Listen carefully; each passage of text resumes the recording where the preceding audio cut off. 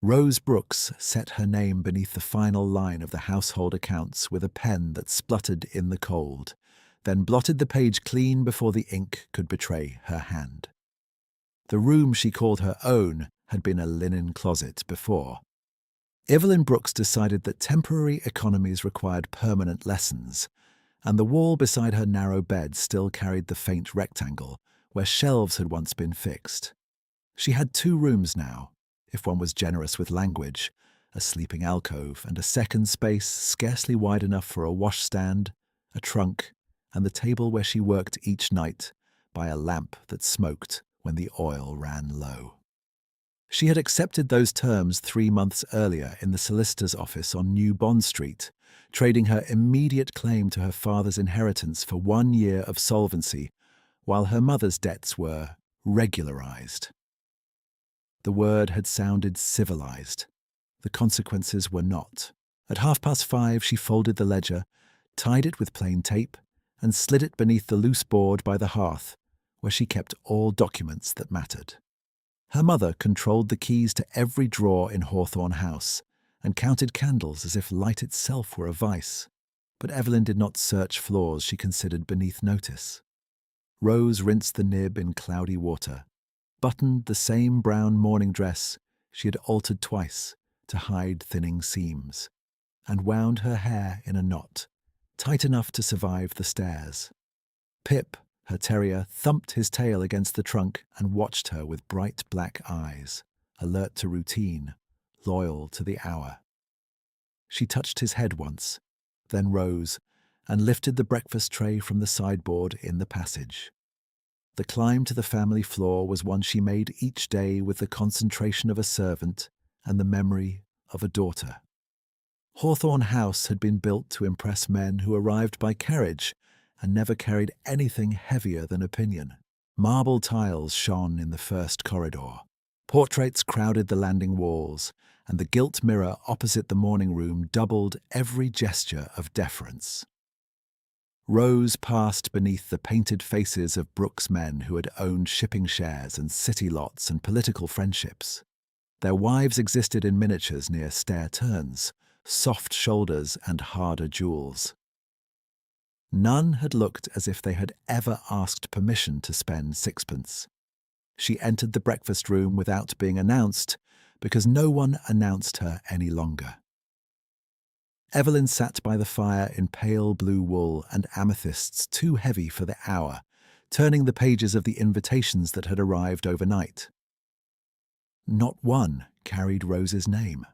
A silver knife rested exactly parallel to Evelyn's cup. The room itself seemed arranged to mirror her discipline, every object aligned, every decision already made.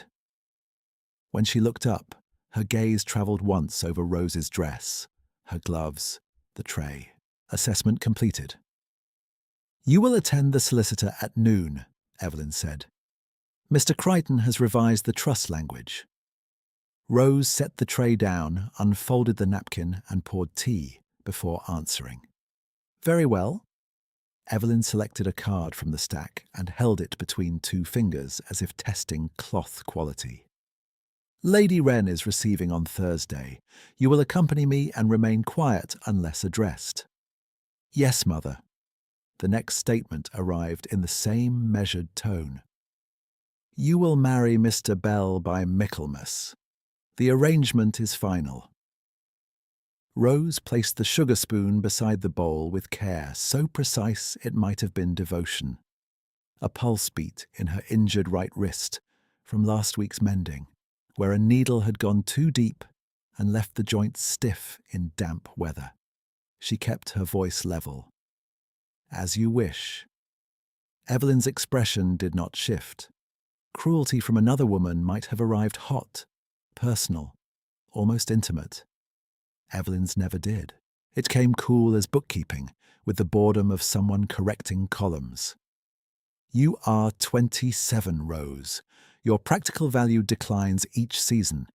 Mr. Bell requires a wife of acceptable name and low demands. You require security. We need not dramatize arithmetic." Rose stepped back from the table.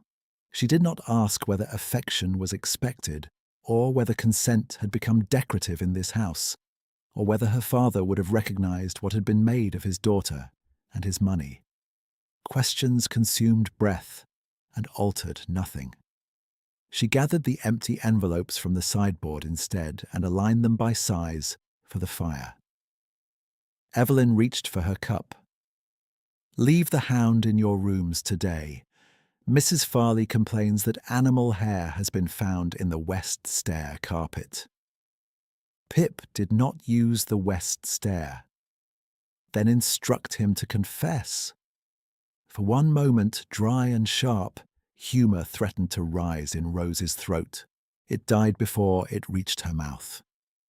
"I will brush him again." "You will do better than brush him. You will keep him from being noticed." Rose inclined her head and left with the tray. In the corridor, the footman Thomas pretended to examine the window latch until she passed, giving her the courtesy of not looking directly at her face. He had known her since she was 17 and still called Miss Rose when no one else could hear. On the second landing, she crossed paths with her cousin Lydia, who was visiting for a week while her husband hunted in Sussex. Lydia's silk morning wrapper trailed lace over the stair edge. She smelled faintly of rose soap and sleep. "Still up before everyone?" Lydia murmured, glancing toward the dining room doors. "I would mutiny." Rose balanced the tray on one hand and adjusted a saucer that had shifted. "I find mutiny difficult before breakfast." Lydia's mouth tightened in sympathy. She was too prudent to deepen. "My aunt says Mr. Bell has excellent investments." "Then he and mother will be very happy together." A brief sound escaped Lydia. Not laughter exactly, but close enough to warm the air between them. "You should not say such things where she can hear." "I did not."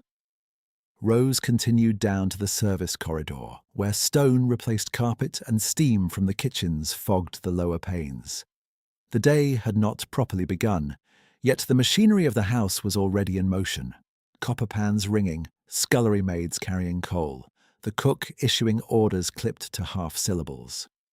Rose took inventory in her head while she moved. Flour low, lamp oil sufficient for 2 days, butcher's bill overdue, and made a note to adjust the fish order before noon. Her mother called these tasks occupation. Rose called them survival. By the second week of April, she had learned the exact boundaries of toleration in Hawthorne House. She could mend gowns no one thanked her for mending. She could negotiate with suppliers because they trusted a calm ledger more than a title. She could escort her mother to calls, stand one pace behind, and accept that introductions slid past her as if she were furniture acquired by marriage. She could exist in every room and belong to none. At 10, Mrs. Farley sent for her regarding linens. At 11, the solicitor's clerk delivered a packet requiring Evelyn's signature and Rose's witness. At noon, Rose sat across from Mr. Crichton in an office that smelled of dust and sealing wax, while her mother described the revised trust in terms of prudence and propriety.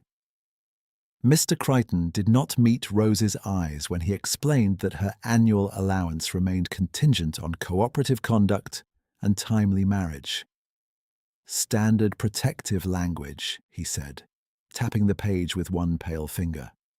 "For whom?" Rose asked. The question surprised him into honesty for half a breath. "For the estate," Evelyn answered before he could amend himself. "For all involved. Sign where indicated." Rose took the pen. The paper was thick, expensive, intended to outlast the people trapped by it. She read each clause while Evelyn watched the clock, then signed in a hand that did not tremble. The solicitor sprinkled sand over the line and folded the document away as if returning a tool to its drawer. Transaction complete. When they left, a pair of gentlemen in the outer office paused their conversation long enough to identify Evelyn and then looked once at Rose with the mild curiosity reserved for retainers who wear good gloves. On the street, carriage wheels hissed over wet stone. Evelyn drew her mantle close and stepped into the waiting brougham. "Lady Wren's calls begin at 3, she said. "You will wear the grey silk. It makes you less conspicuous." Rose settled opposite her and fixed her gaze on the fogged window. "Yes, mother." At Lady Wren's, the drawing-room glittered with crystal drops and cultivated indifference. Women spoke of marriages as if arranging flowers, selecting by colour, compatibility, season. Mr. Bell arrived late, broad-shouldered, well-barbered, with a smile that suggested calculation rather than pleasure. He bowed to Evelyn first, then to Rose. "Miss Brooks," he said, "I trust you are reconciled to practical futures." Rose met his eyes. They were pale and incurious, the eyes of a man who had never needed to ask what anything cost. "I am reconciled to clarity, Mr. Bell." He seemed to consider whether he had been challenged. Then he laughed softly and turned back to Evelyn, discussing settlements in the language of opportunity. Rose stood by the window and watched a gardener trim dead heads from the terrace, roses with efficient hands. A maid crossed behind her, carrying a tray of Petits fours she would never taste. Somewhere across the room, Lady Wren described Rose to another guest as very dutiful, very manageable, as if speaking of a horse with sound knees. They returned to Hawthorne House after dusk. Evelyn retired to her sitting room with brandy and correspondence. Rose descended to her 2 narrow rooms, unlaced her boots, and changed into a plain walking skirt by candlelight. Pip danced in a circle, nails ticking on the boards, then sat as she fastened his collar. She had perhaps 40 minutes before she would be missed in the household books and summoned to account for where she had been breathing. In the lower passage, she paused by the hidden board, drew out the ledger she had balanced at dawn, and added 1 line beneath the week's expenditures. 4 shillings reserved, not to be touched. Beneath it, she wrote, in smaller script, Michaelmas deadline. She returned the ledger, took Pip's leash, and moved toward the courtyard door where servants came and went unnoticed, carrying coal, carrying parcels, carrying lives that did not appear in invitations. The brass latch felt cold through her glove. Behind her, the house hummed with chandeliers and policy and quiet verdicts. Ahead, the yard lay in evening shadow, the gate just visible beyond the laundry line. Rose opened the door and stepped out with her dog, as she did each night, into the only part of the day that still answered to her name. The courtyard stones held the day's damp and gave it back through the soles of Rose's boots as she crossed to the narrow strip of gravel by the wall, where Pip always paused to inspect the same cracked drain, as if expecting revelation. Laundry ropes cut dark lines through the evening air. From the kitchens came the smell of onions softening in butter for people who would never know who had chopped them, and from the stables came the sharp mix of hay, leather, and horse breath.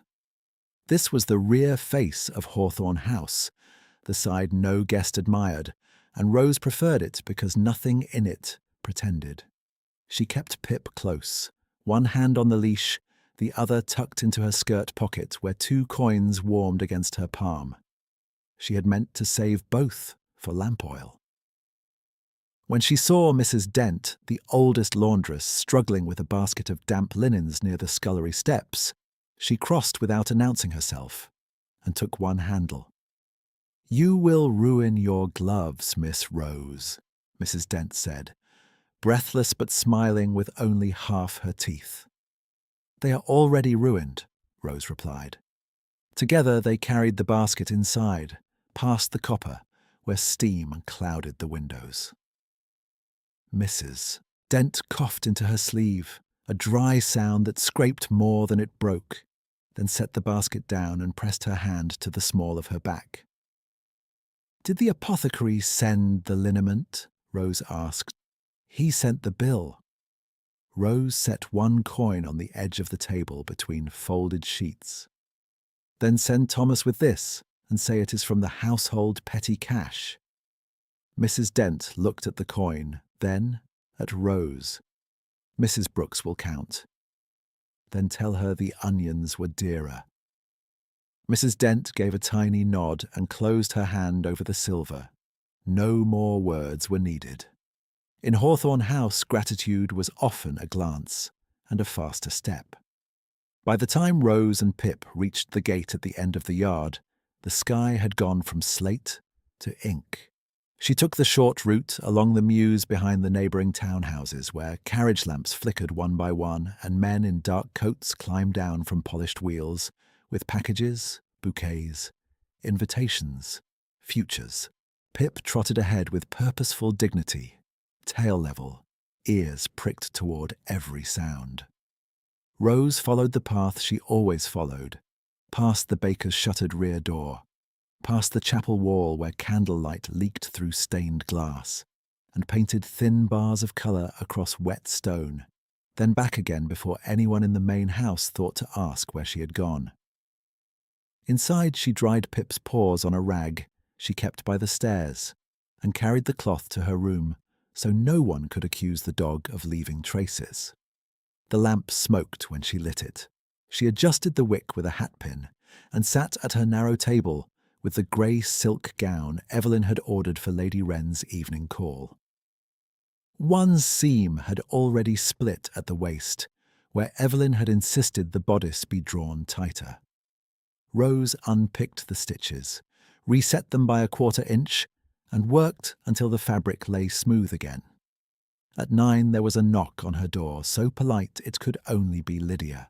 Rose opened it to find her cousin wrapped in a shawl over her nightdress, hair braided loosely down her back, expression bright with the kind of gossip that asked permission before landing. "I am sent as emissary," Lydia said softly. "My aunt has retired and cannot be contradicted, so the task falls to me." Rose stepped aside and let her in. "What verdict has been passed now?" "Mr. Bell has called tomorrow at 11. You are to be in the morning room. You are to wear blue if possible, though there was dispute over whether blue makes you seem too alive." Rose set her needle down. How thoughtful. Lydia glanced at the mending in Rose's lap, then at the narrow bed, the little washstand, the ledger corner peeking from beneath a folded apron. Her voice lowered. "I can speak to my husband. We could offer you rooms in Sussex until this arrangement burns itself out." "It would not burn out," Rose said. "It would follow me. Mother would call it abandonment and petition the trust accordingly." Lydia exhaled through her nose, impatient with rules she benefited from but did not like. Then at least refuse Bell. "I will refuse in the only language that counts. Paper." Lydia's gaze sharpened. "You have a plan."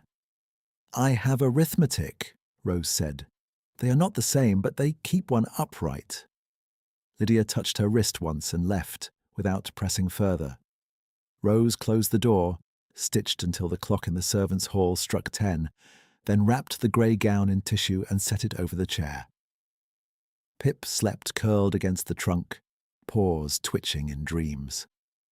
Rose undressed in the dark to save oil, lay down fully aware of every spring in the mattress, and slept in narrow intervals between noises.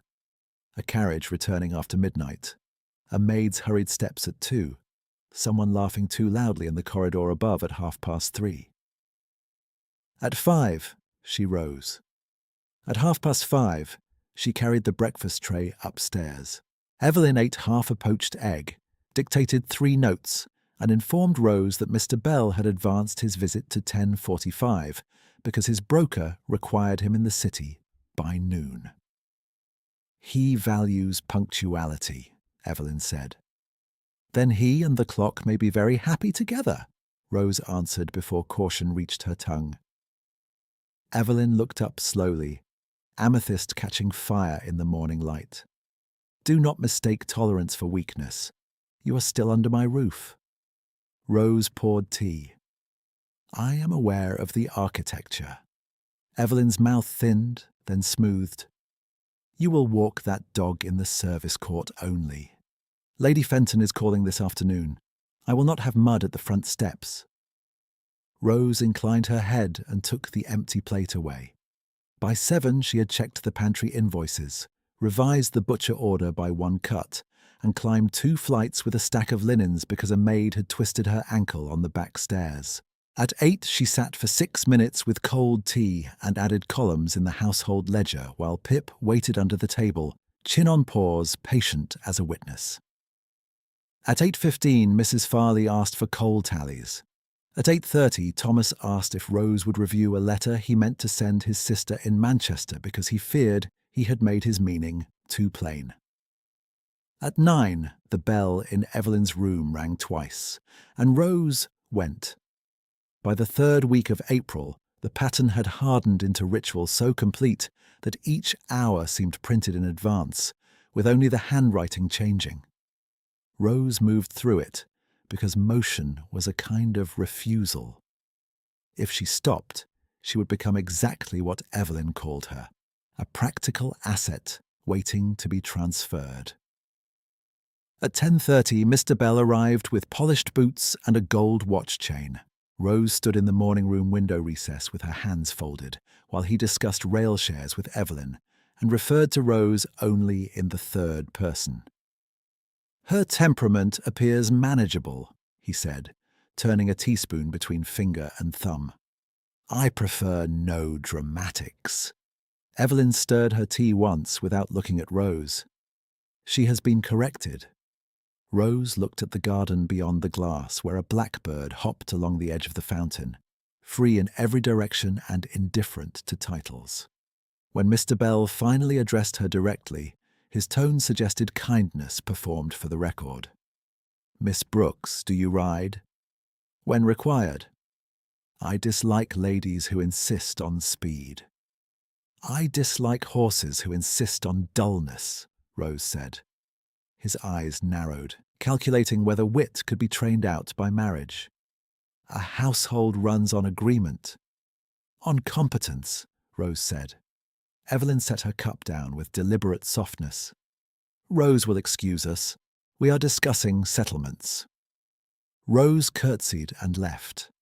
In the corridor, her hands shook for 3 steps, then steadied when she reached the service stair and had something to carry. Late morning brought a dray cart to the rear courtyard with crates of bottled mineral water and French preserves Lady Fenton preferred. 2 footmen had gone to collect silver from the silversmith, leaving only the kitchen boy and a new porter from another property to unload.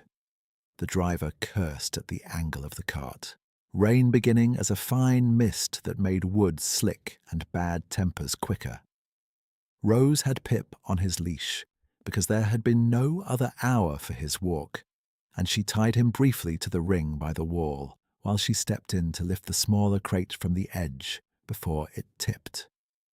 "Miss, leave that," the kitchen boy said, reaching too late. The crate shifted. Rose caught it against her hip. A bent nail hidden under the slat drove across her palm in a hot, immediate line. The weight dropped from her grip to the stones with a crack of glass, and one collective intake of breath from everyone in the yard. Pain arrived bright and clean. Rose looked down at her hand as red welled between her fingers, then reached instinctively for Pip's leash because he had begun to bark at the noise, sharp, frantic bursts that echoed off brick. A man stepped from the covered passage before she reached him, porter's coat dark with rain at the shoulders, cap in one hand. He moved with economical certainty as if he had already measured the scene and dismissed every unnecessary motion. His eyes were grey, steady, and not surprised by blood. "You're bleeding, Miss Brooks," he said, voice low, precise. "I will walk him."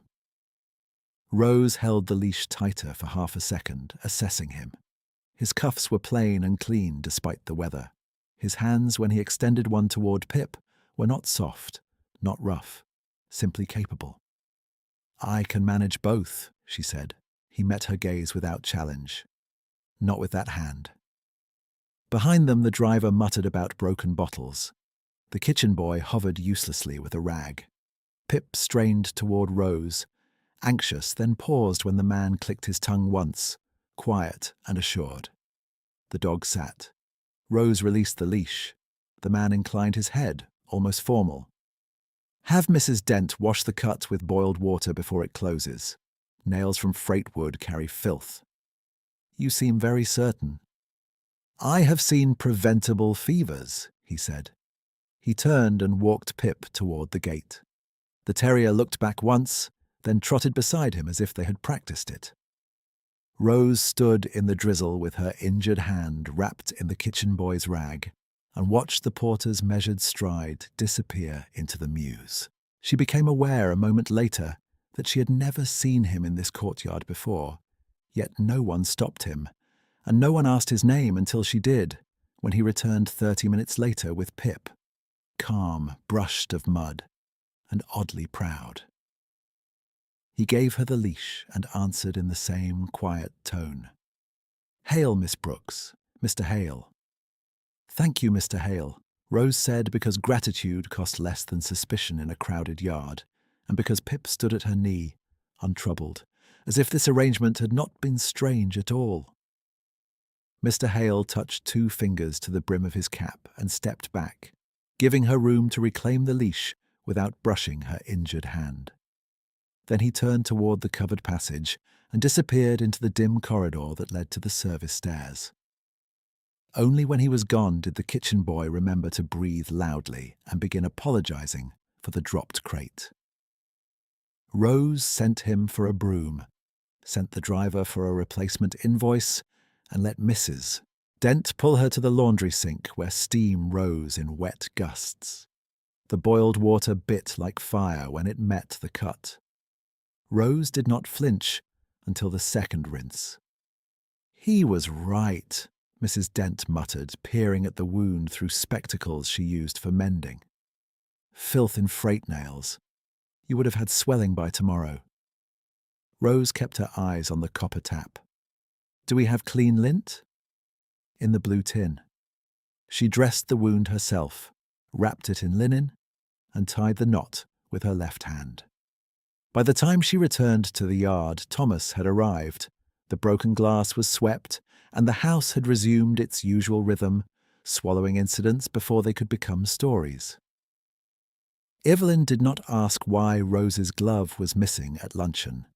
Mr. Bell did not notice at all when he called in the afternoon to discuss timetables and dowry sequencing with Evelyn in the drawing room, while Rose stood by the mantel and counted breaths. The cut throbbed through the hour, hot with each pulse, then settled into a dull line that made simple actions awkward. She signed 2 delivery slips with clumsy left-handed script. She dropped a spoon while setting the tea tray. No one offered help. No one needed to. At dusk, she took Pip down by the back stairs, intending to keep him to the service court as instructed. The courtyard gate stood ajar. Mr. Hale was already there. He wore the same porter's coat, though dry now, and held himself with stillness that did not resemble waiting so much as certainty. Pip spotted him first and gave one short bark, tail cutting the air. You should not be managing a leash with that hand, Mr. Hale said. Rose stopped 2 paces away. You seem to have developed opinions about my obligations. I have developed an opinion about infection. He did not reach for the lead. He simply stood, as if placing the choice where it belonged. Rose looked at Pip, at her own bandaged palm, at the stack of tasks waiting upstairs, and handed Mr. Hale the leash without speech. He inclined his head once. Half an hour. I require 20 minutes. 25. That is bargaining. That is prudence. Rose almost smiled, though she did not grant him that victory either. Very well. He walked away with Pip at his side, pace even, shoulders straight, no wasted motion. Rose watched them pass through the gate into the mews, then returned inside and used the borrowed minutes as if they were currency. She checked the coal inventory, altered the fish order, and patched a torn cuff on one of Thomas's shirts because Mrs. Farley would dismiss him as careless if she saw it. When she came back to the yard exactly 25 minutes later, Mr. Hale stood by the fountain with Pip, sitting in perfect patience. "He favours his right forepaw on wet stone," Mr. Hale said, passing over the lead. "There is stiffness in the joint. Keep him warm at night." Rose blinked once. "How did you learn that in 25 minutes?" "He told me." Pip is eloquent, but not in full sentences. A brief shift touched Mr. Hale's mouth, almost a smile, and then gone. "Good evening, Miss Brooks." He walked off before she could ask another question. That night, as she undressed by lamplight, Rose tested Pip's paws gently one by one. At the right forepaw, he pulled away and looked offended, then licked her wrist as if apologizing. She wrapped him in an old wool scarf at the foot of the bed and lay awake, longer than intended, listening to the house settle around her. In the corridor above, laughter drifted from Evelyn's sitting room where cards had been laid and fortunes moved by candlelight. In Rose's room, Pip slept warm and quiet. By Friday morning, Mr. Hale was at the courtyard gate at 6 o'clock, with a spare lead looped over one hand, as if the hour had been agreed in writing, though no agreement had been spoken. Rose came down with Pip and the day's first ache in her palm, and he took the leash with the same formal nod. "Your hand?" he asked. "Closing." "Show me." Rose stared at him. "You are either very bold, Mr. Hale, or very accustomed to being obeyed." "Neither. I have seen too many wounds reopened by vanity." The answer was so flatly practical that she unwrapped the linen before she decided whether to refuse. He examined the cut without touching her, gaze focused, expression unreadable. "Clean," he said. "Keep it dry today." He rewrapped the bandage more deftly than she had managed herself. Not neat, pressure even. His fingers were warm despite the morning chill. Rose stood still through the brief contact, aware of the oddness of it and of nothing threatening in it. When he finished, he stepped back and took Pip into the mews.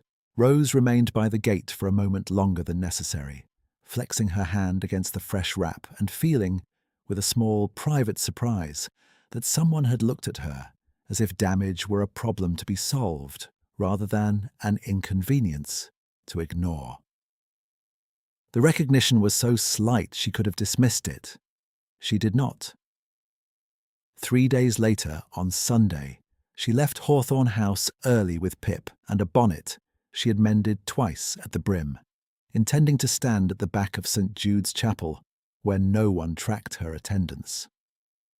Mist clung to the square. Bells carried over the rooftops in measured intervals. She found Mr. Hale on the church steps before she found a place inside. He was speaking to the verger in low tones, cap in hand, coat plain, posture respectful. Yet the conversation ended when he nodded once, and the verger, a man who dismissed most servants with a grunt, straightened as if he had been given instruction rather than request. Rose slowed, then continued past without pause. Pip twisted toward Mr. Hale, recognized him, and thumped his tail against Rose's skirt. "Miss Brooks," Mr. Hale said, stepping aside to give her the center of the stare. "Your hand?" "Serviceable." He glanced at Pip. "His paw?" "Improved." A beat passed. Churchgoers moved around them in silk and wool, perfume and damp wool cloaks, each person carrying private concerns beneath public composure. "May I?" he asked, indicating the leash.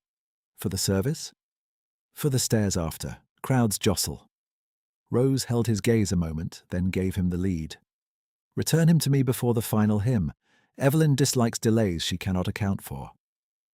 Understood. Inside, Rose took her usual place near a side pillar, eyes lowered when expected, responses spoken softly. Still, she felt Pip's absence at her heel and, with it, an unfamiliar lightness, as if one part of vigilance had been set down briefly. At the close of service, she stepped outside. Mr.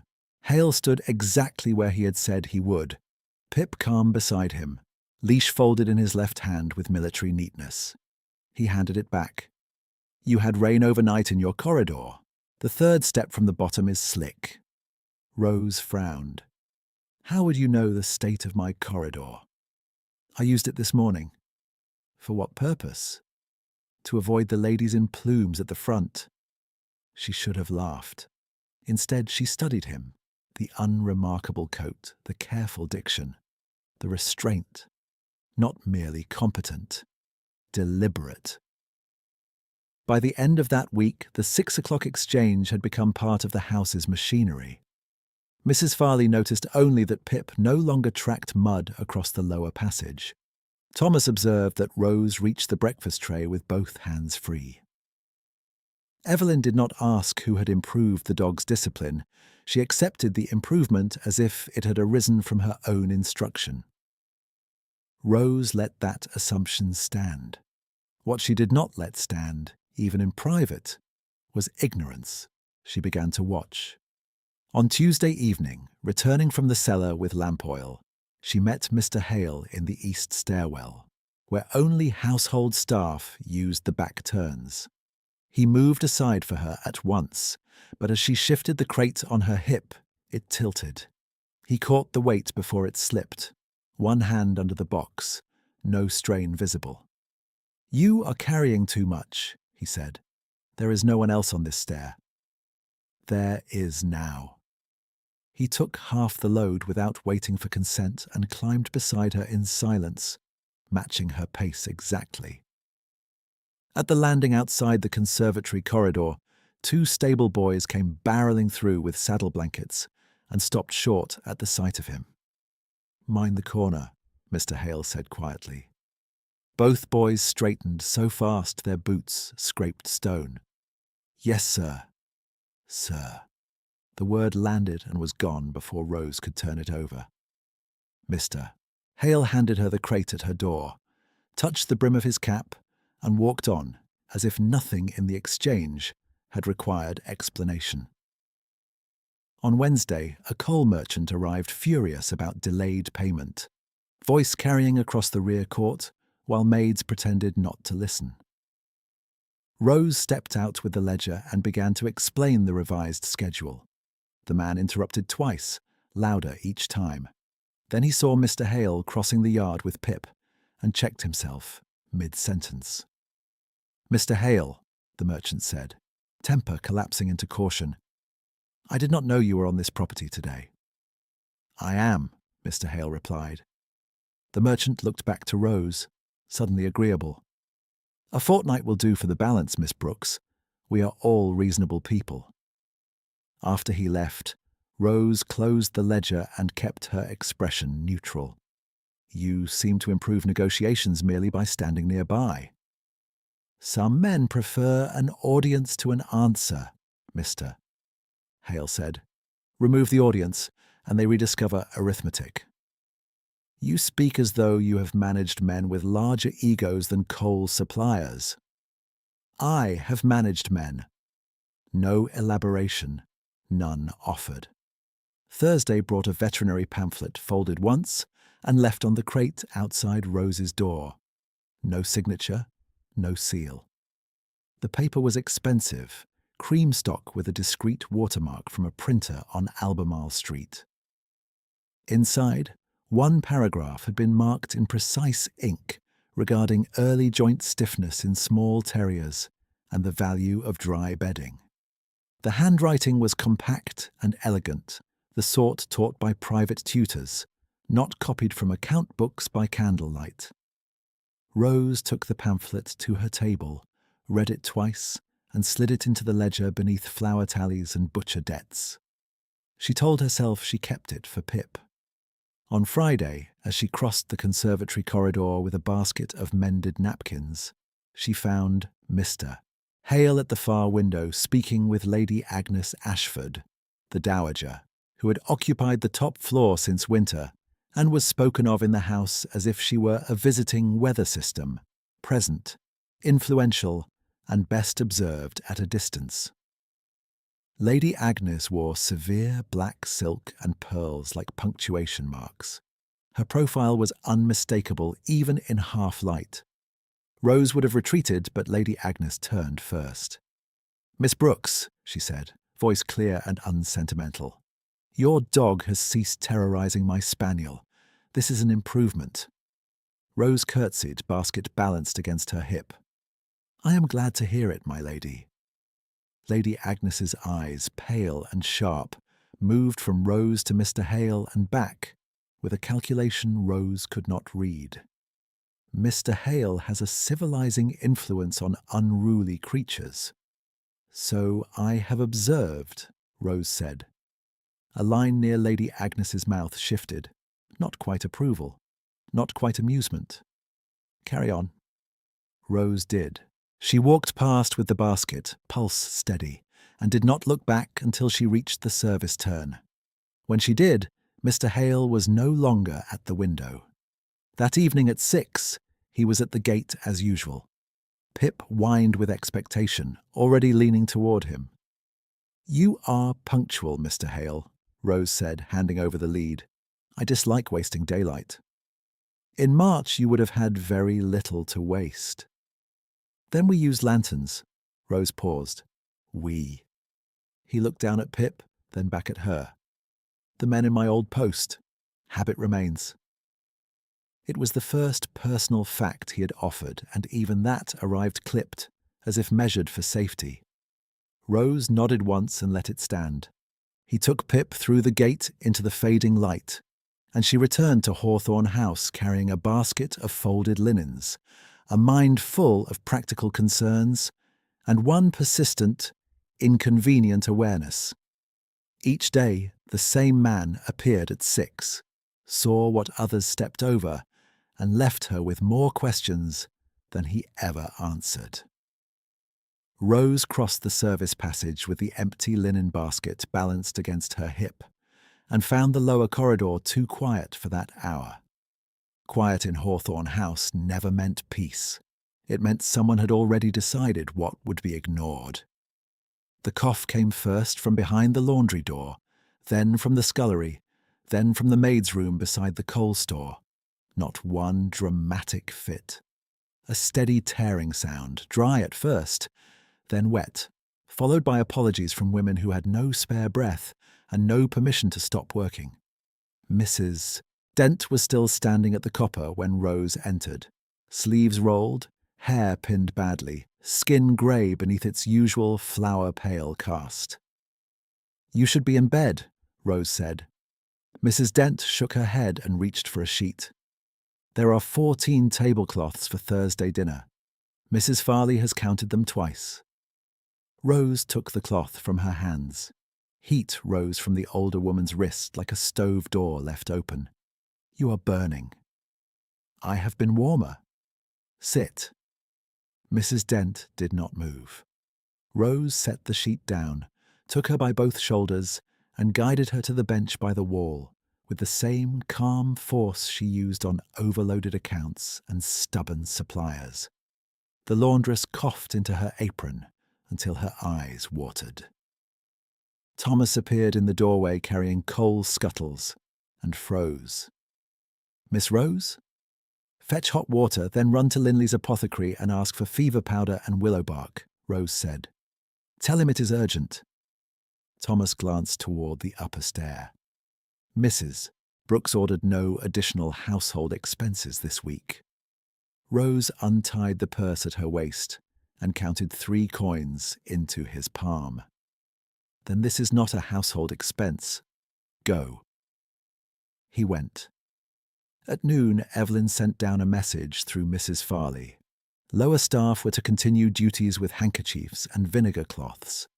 No one was to alarm visiting guests with discussion of illness. Expenditure on unnecessary remedies was forbidden pending physician review. The decree arrived in Evelyn's flat cadence, all edges filed smooth by habit. Rose read the note once and folded it into her sleeve. She did not answer in writing. She answered by crossing to Mrs. Dent's cot in the narrow sick room by the back stairs, lifting the woman's head and coaxing broth between her lips, while Pip lay on the floorboards under the bed, silent, except for the occasional thump of tail when Rose touched his side with her boot. At 6, when she reached the courtyard gate, Mr. Hale was waiting as he always did, one gloved hand on the spare lead. Pip rose at once and leaned toward him, eager despite the tension that had settled over the house.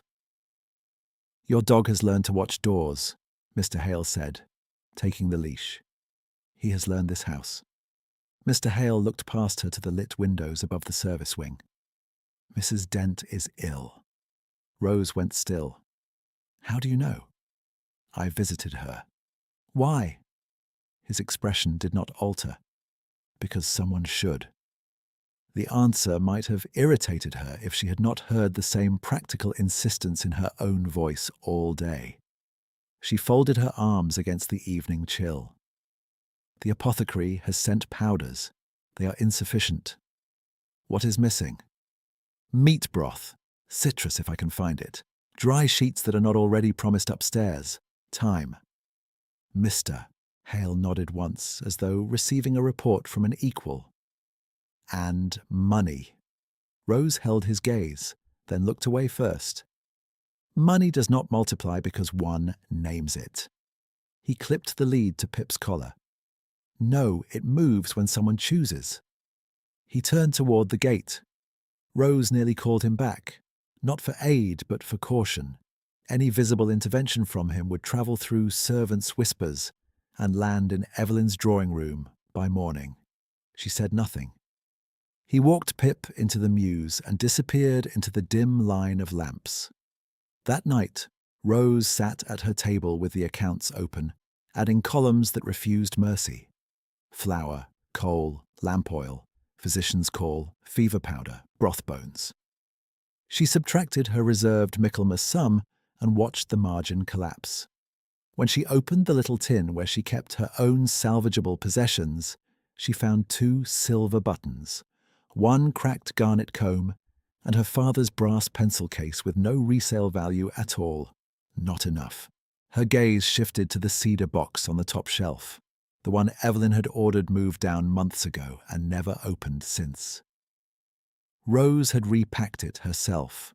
Winter lace, outmoded ribbons, a pair of pearl cloak clasps from Evelyn's old evening mantle, detached and wrapped in tissue because the fabric had mildewed at the hem. Evelyn had called them worthless ornaments and told Rose to throw nothing away that might one day be remade.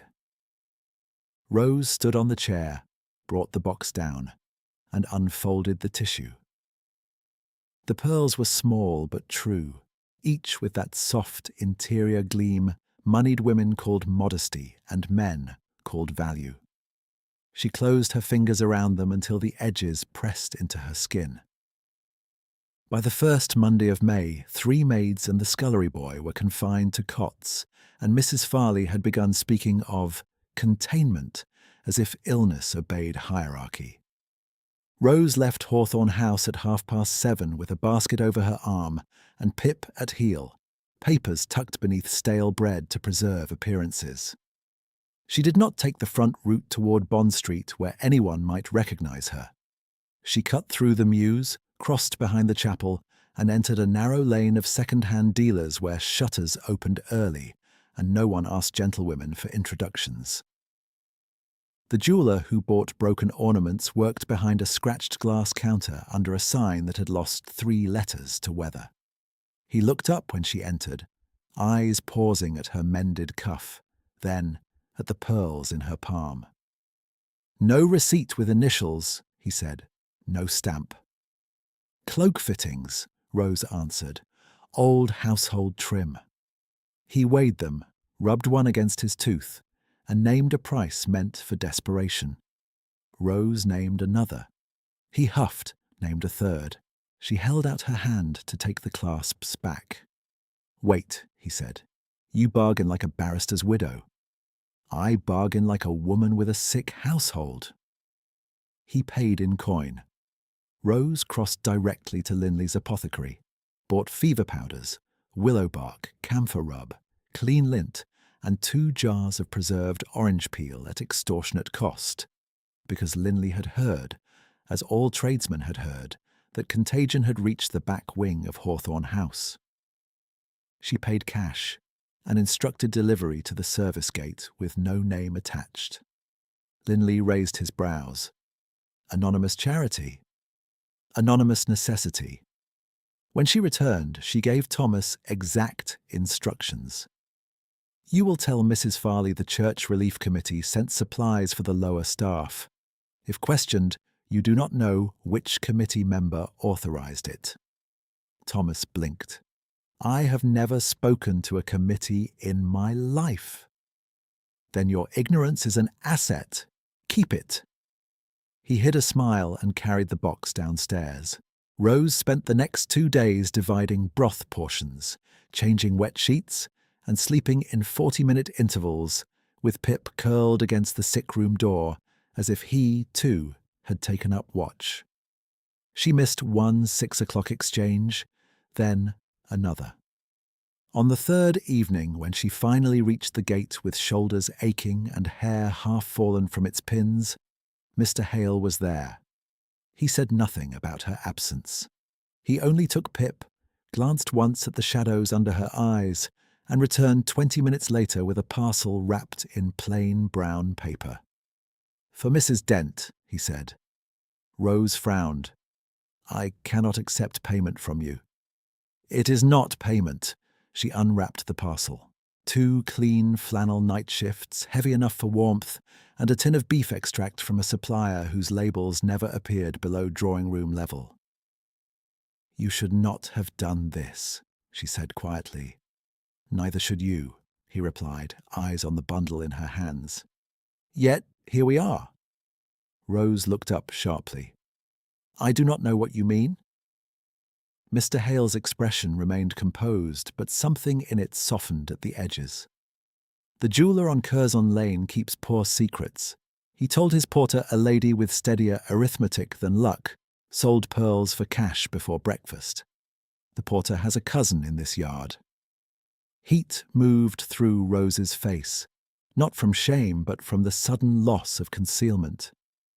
If this reaches Mrs. Brooks, it will not, he said.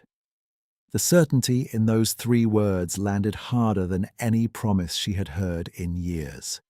He shifted the leash to his other hand. Mrs. Dent asked for you at noon. She said you read account columns aloud because your voice is less frightening than fever. Rose almost laughed, the sound thin with exhaustion. I read her fish invoices. They are excellent for lowering expectations. He looked at her then, fully, with that rare transformative smile that altered him from restrained to unmistakably formidable. You are not what this house calls you, Miss Brooks. She tightened her hold on the paper parcel. No one is what this house calls them. He inclined his head in acknowledgement and stepped back into formal distance. Good evening. She watched him go with Pip trotting beside him, then turned toward the back stairs and the room where Mrs. Dent slept under fresh flannel she would never know had passed through 2 sets of hidden hands. 3 days later, the fever had begun to recede. The coughs remained, weaker now. Mrs. Dent could keep down broth. The scullery boy sat up long enough to complain about weak tea, which Rose took as a sign of health. Mrs. Farley announced that the crisis had been managed efficiently under existing household procedures, and took credit in the upstairs corridor within easy earshot of visiting staff from Lady Fenton's residence. Rose did not contest the statement. She scrubbed the sick-room basin, aired blankets in the courtyard sun, and returned to ledger work with her sleeves rolled. Her body felt hollowed out, as if she had been burned clean from the inside and left standing by discipline alone. At 4 in the afternoon, Evelyn requested a tea service in the small drawing-room adjoining her study, where she received men she intended to manage. Rose recognized the signal immediately. Mr. Bell had begun coming every third day, each visit longer than the last, each departure followed by Evelyn's cool satisfaction. Rose polished the tray, aligned cups, and climbed the carpeted stair with the practiced balance of someone who had carried other people's negotiations for months. At the turn outside the study door, she heard voices through the narrow gap where the panel had not fully latched. Mr. Bell spoke first, amused and low. "She has become less tractable lately. The dog has made her routines untidy." Evelyn answered without inflection. "No, the dog routine keeps her predictable. She leaves at 6, returns by past, and believes the interval belongs to her. It keeps her manageable." Rose stopped. The tray shifted 1 inch in her hands. Mr. Bell made a small sound of approval. "And once married?" "Once married, she becomes settlement security with proper signatures," Evelyn said. "Do not romanticize this, Mr. Bell. She is not a daughter in practical terms. She is an instrument tied to a trust."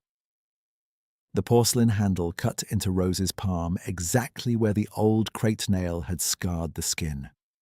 Pain flared bright. She looked down and saw a thin line of red bead along the healed seam, then another, sliding over white glaze. Inside the room, chairs moved, papers rustled. Mr. Bell said, "I prefer compliance before vows." "You will have it," Evelyn replied. "She has nowhere to go."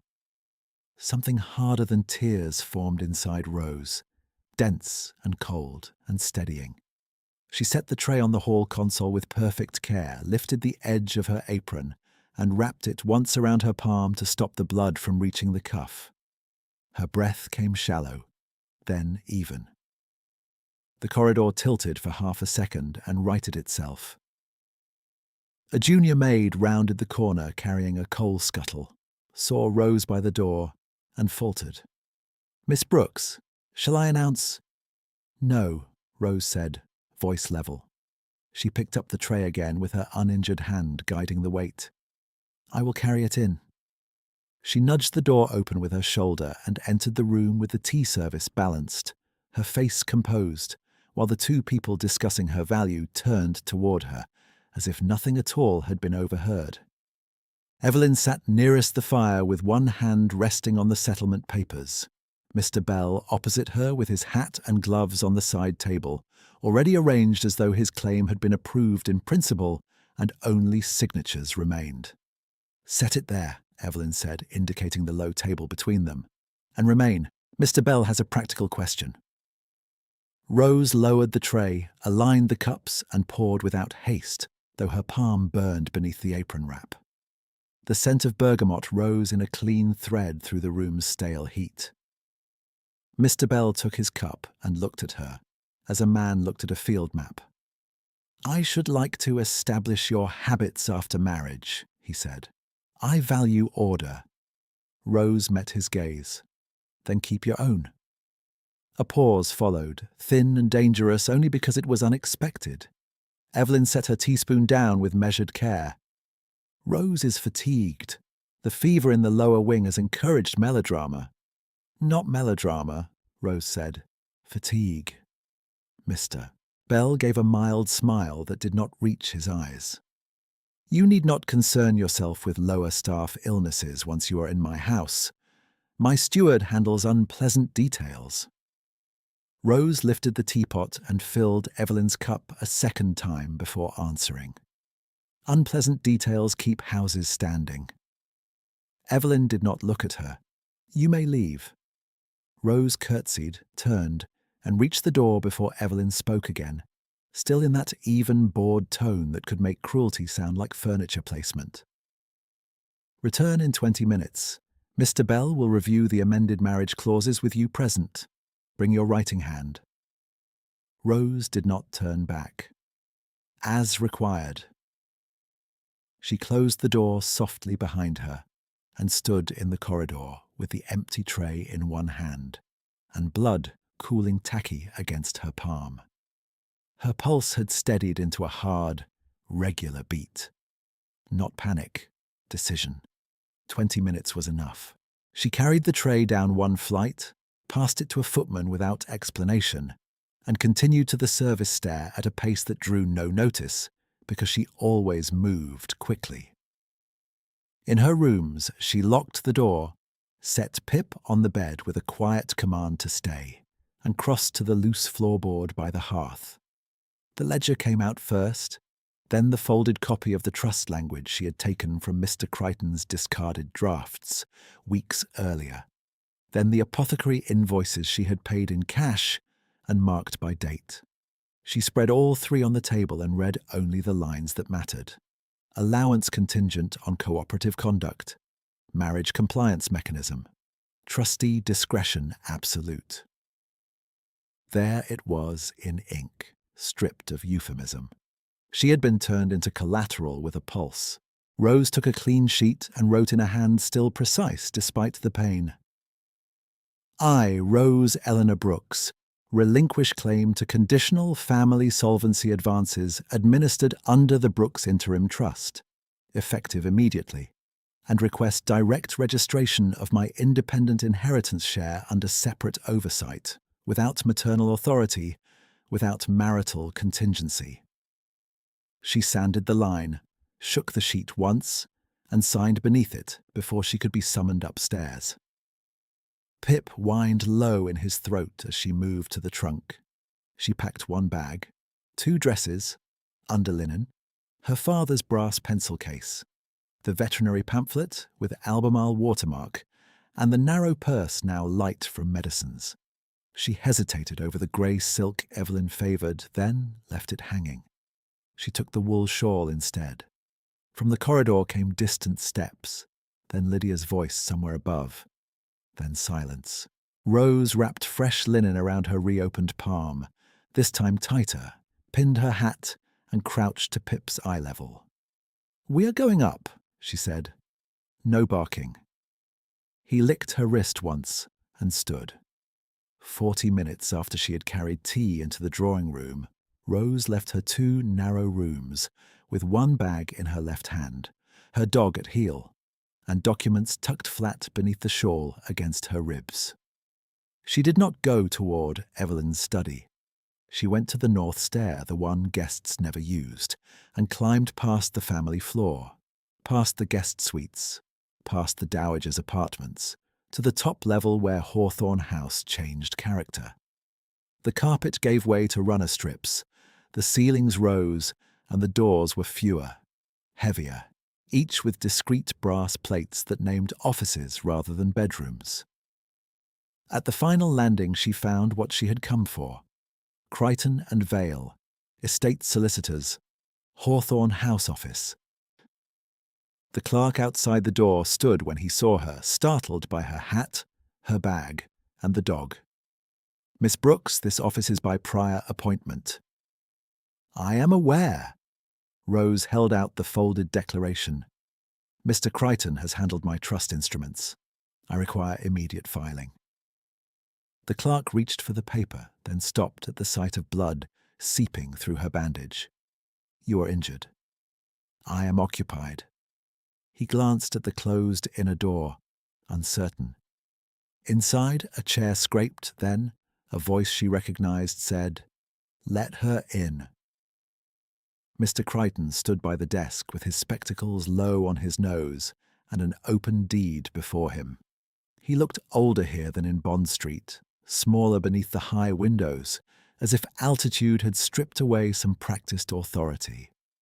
Another man stood with his back to the fire, dressed for evening in black coat and waistcoat, posture still, one hand resting lightly on the mantel. Rose saw only his profile at first, the line of his jaw, the calm angle of his shoulders, the familiar economy of movement when he turned. Mr. Hale. Not in porter's coat now, not in cap. His hair brushed back, cuffs white and severe, signet ring glinting once as he reached for the document she held out.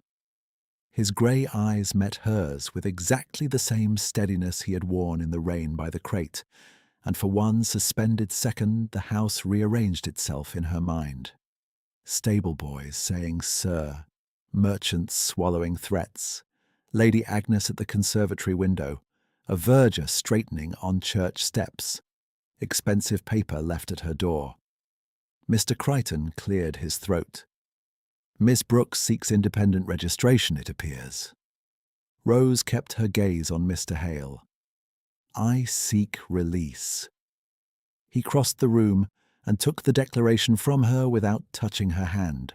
When he spoke, his voice was unchanged, low and measured, only stripped now of disguise. My name is Julian Hale Ashford. I own Hawthorne House, including the Penthouse, and I will not permit coercion under my roof. The words landed quietly, almost gently, and shattered a year of assumptions with more force than shouting would have carried. Rose did not step back. She felt the weight of her bag cutting into her fingers. Pip pressed against her skirt, blood warm under linen, and behind all of it a rising, dangerous relief she refused to show. Mr. Crichton removed his spectacles and polished them with unnecessary care. Lord Ashford has already instructed a review of all contingent marriage clauses attached to resident trusts. Yours is among them.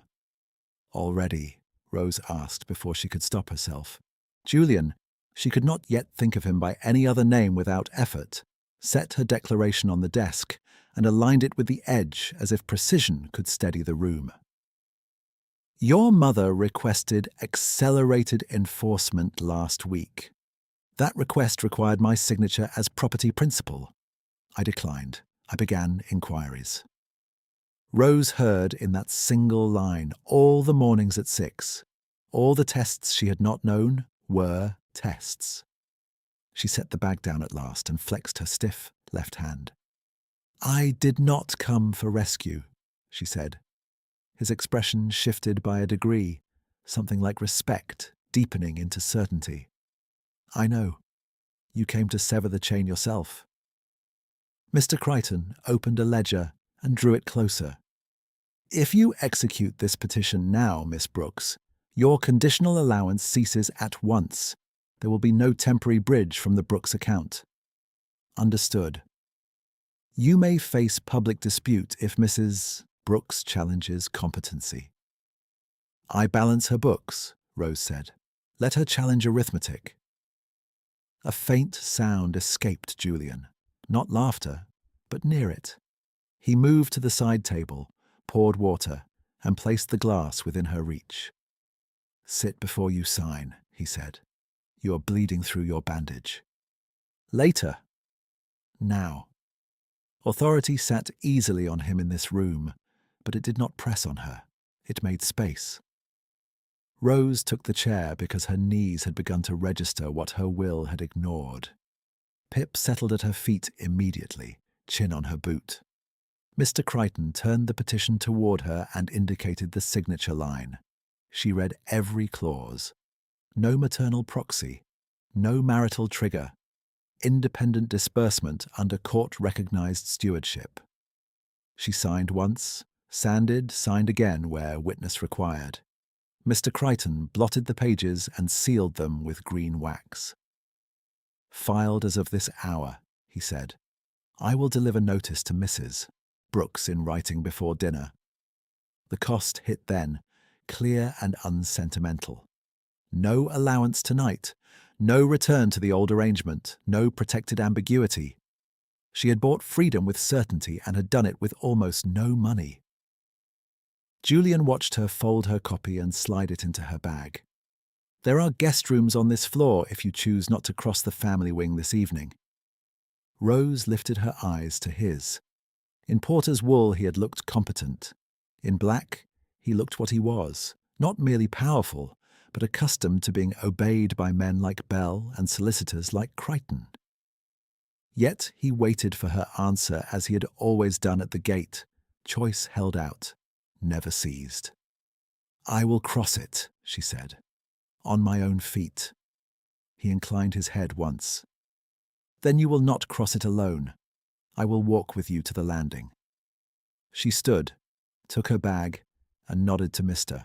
Crichton, who rose in reflex and addressed her with a new formality that acknowledged the document now sealed between them. "Miss Brooks." Rose turned towards the door. Behind her, Julian extinguished the fire with one deliberate motion, then opened it for her before she could reach the handle. Pip moved first into the corridor, tail level, as if this route had always belonged to him. Rose stepped after the dog, Julian at her shoulder, and for the first time since entering Hawthorne House, she felt the building's height not as pressure above her, but as ground beneath her feet. At the first turn of the stair, the house sent up one of Evelyn's maids, breathless and pale, searching for Rose with the urgency reserved for missed appointments and broken protocol. She stopped short when she saw who stood beside her. "Miss Brooks," the maid said, eyes dropping to the bag in Rose's hand, then lifting to Julian's face and dropping again at once. "Mrs. Brooks requests your immediate presence in the small drawing room. Mr. Bell is waiting." Julian answered before Rose could. "Mrs. Brooks will have it." He did not raise his voice. He did not need to. The maid curtsied and fled down the stairs, skirts whispering against the runner. Rose continued at an even pace, one hand on the rail, Pip close at her heel. On the family landing, the chandeliers had already been lit, each crystal drop catching fire as if nothing in the building had shifted. Her bandage had begun to stain through again. She ignored it. Julian opened the drawing-room door, stepped aside, and let her enter first. Evelyn rose from the settee with controlled irritation already arranged on her face. Mr. Bell stood at the mantel, watch chain bright against his waistcoat. Both expressions changed when they saw Julian follow Rose into the room. "Lord Ashford," Evelyn said after the shortest of pauses. "This is unexpected." Mr. Bell bowed too fast. "My lord, we did not know you were in residence." "You knew," Julian said.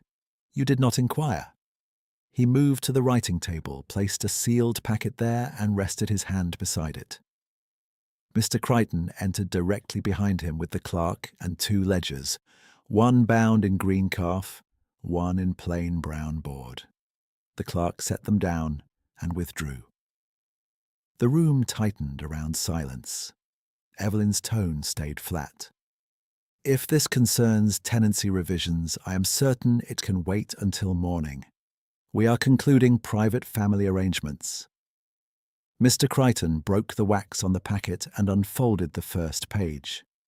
"It concerns trust administration and coercive marital instruments, Mrs. Brooks. Miss Brooks has executed independent registration. Effective this hour, you no longer hold proxy authority over her inheritance share." Mr. Bell's attention snapped to Rose, then to the document in Crichton's hand. "On what basis can that be done without maternal consent?" "On the basis of adulthood and law," Crichton said. "She is 27. Evelyn did not look at Rose. "This is theatrical. My daughter is fatigued and has been influenced." Rose stepped forward, blood-dark linen at her palm, voice level. "I am finished. 4 words. Enough." Julian turned the second page toward Evelyn.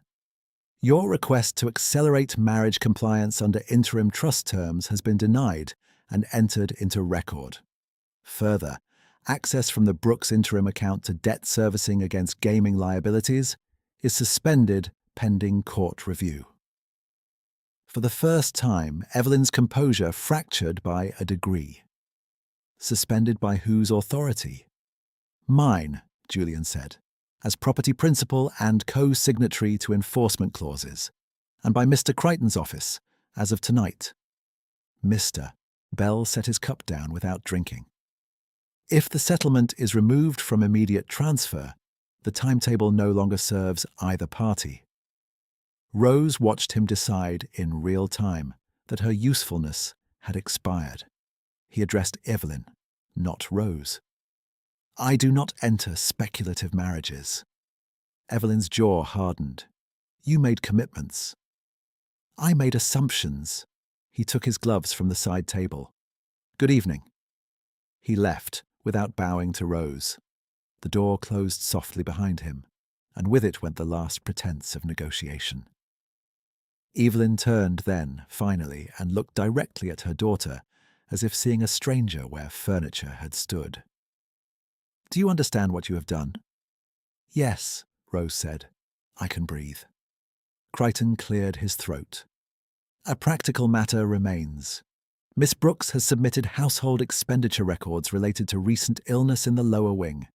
These include private outlays for medicine and provisions that preserved staff continuity. Lord Ashford has requested formal review." Evelyn's gaze sharpened on the ledger. "Those are household details."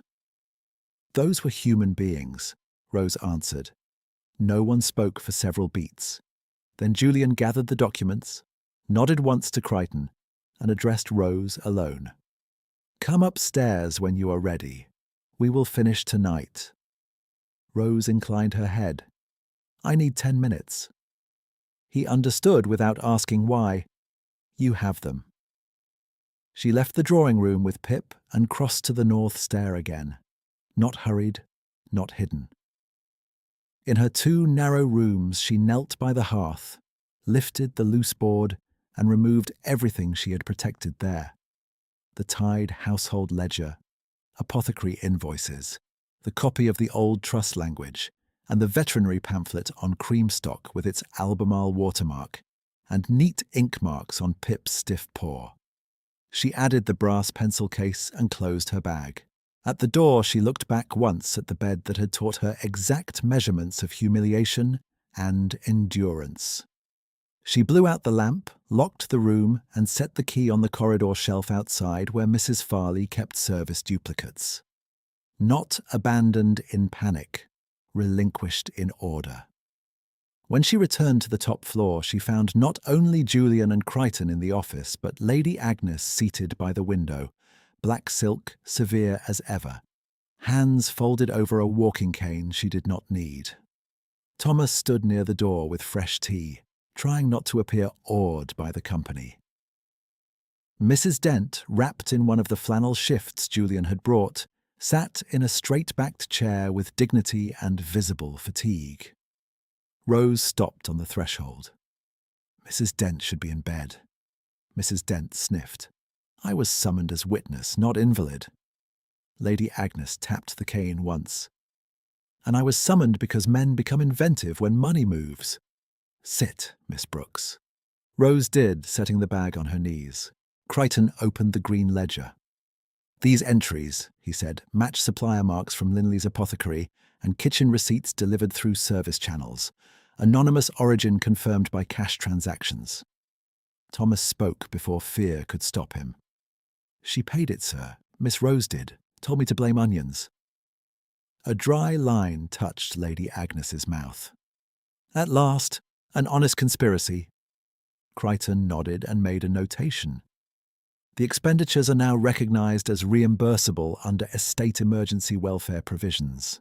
Lord Ashford proposes appointment of a resident welfare steward with salary and authority to authorise lower house medical and supply disbursements up to a fixed weekly amount." He turned the page toward Rose. "Name to be entered, Miss Rose Eleanor Brooks, if she accepts." Rose looked at the document, then at Julian. "Why me?" Lady Agnes answered first. "Because you performed the office before it existed, funded it with your own blood and coins, and did not advertise virtue." Julian's gaze held hers, steady as it had been in the rain by the crate. "Because you see what this house refuses to see." Rose untied the ribbon around her ledger and slid it across the desk. "Then these accounts are yours now. Flour, coal, physician calls, medicine, and staff absences. Every line balanced. The pearl sale and apothecary costs are marked in the margin." "Pearls?" Lady Agnes asked, lifting one brow. "Cloak clasps from my mother's disused mantle," Rose said. "They paid for fever powder." Lady Agnes looked toward Julian without turning her head. Your porter methods were slow, grandson, but your timing was not entirely useless. The title settled in the room with no surprise left to spend. Rose felt the final loose thread tie itself. The stable boy's sir, the merchant's retreat, the verger's deference, the marked pamphlet, the conservatory conversation cut short when she approached. Not random, observed. Julian did not defend himself. I wanted truth before intervention. Rose signed the appointment with her right hand despite the ache. Crichton witnessed. Lady Agnes countersigned, and Mrs. Dent pressed her thumbprint beneath as staff representative because she insisted on being official once in her life. Thomas, when asked for his statement about supply deliveries, gave it in one breath and then blushed crimson. By the time the clock struck 11, every page had been sealed. Crichton departed with copies for court filing and formal service on Evelyn by dawn. Mrs. Dent was escorted downstairs with 2 blankets and strict orders to rest. Thomas carried Rose's bag to a guest room on the top floor and returned with Pip's old wool scarf as if it were a military dispatch. At the door, Lady Agnes paused beside Rose. "You wondered in my corridor why I looked at you so long." Rose met her eyes. "Yes." "I had asked my grandson to watch for polish," Lady Agnes said. "He brought me character instead." She tapped Rose's signed appointment on the desk. "Do not squander it on gratitude." "I will not, my lady." "Good." Lady Agnes moved toward the hall. "And tell Mrs. Farley at breakfast that if she says, 'managed efficiently,' one more time I will assign her to peeled turnips in the lower kitchen for a month." After she left, the office grew quiet. Julian gathered the remaining papers into neat stacks, then rested his palms on the desk as if deciding whether to speak as Lord or as the man at the gate. "You should sleep," he said. "In a room with windows that open," Rose replied. "I had forgotten that luxury." He gave that rare smile, brief and transforming. "There is one more formality in the morning. Staff introduction in the service hall. They should hear your authority from the estate office, not through rumour." "I prefer that." "I thought you would." She touched the veterinary pamphlet still near her elbow. "You marked this yourself?" "Yes." "You could have told me who you were." "Yes." She held his gaze. "You did not." "No," he said. "I needed to know whether kindness in you was performance for rank. It was not." Rose considered the blunt honesty, found no vanity in it, only an old caution meeting her own. "Then we begin without disguise." "We do." By morning the service hall was full. Maids in aprons, footmen with polished cuffs, kitchen girls, grooms from the mews, even Mrs. Farley rigid at the edge, mouth set. Evelyn did not attend. Her written protest, delivered to Crichton before breakfast, had been entered and rejected pending review, then answered with a concise notice that her debt access remained barred, and her daughter's estate was no longer her instrument. Crichton read the appointment aloud. Julian stated the reporting lines in 5 sentences. Then Rose stepped forward, bandage clean, ledger in hand. "Medical costs are to be reported daily," she said. "No one forfeits treatment for fear of reprimand. Supply requests run through me by noon. Accounts remain visible." Mrs. Farley opened her mouth. Lady Agnes, present in the rear doorway with cane and merciless attention, merely looked at her. Mrs. Farley closed it again. Recognition arrived not with applause, but with posture. Shoulders straightened, faces lifted. Thomas grinned openly. Mrs. Dent, wrapped in grey wool, gave one decisive nod and sat down before she toppled. At dawn the next day, Rose stood on the Penthouse terrace in a plain walking dress, with Pip between her boots and the city spread below in soft gold and chimney smoke. She had slept 6 unbroken hours. Her rooms were now 3 floors higher and twice as bright. Her name was on an office door. Her accounts were paid. Julian stepped out carrying the spare lead, no porter's coat now.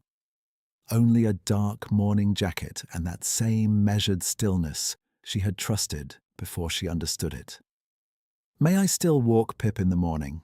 he asked. Rose looked at him, then at the waking roofs, then down at the terrier already wagging, as if the answer had always belonged to him. "You may walk beside us," she said. Pip pressed against both their legs at once, and together they went down the terrace steps into the day that finally matched her dignity.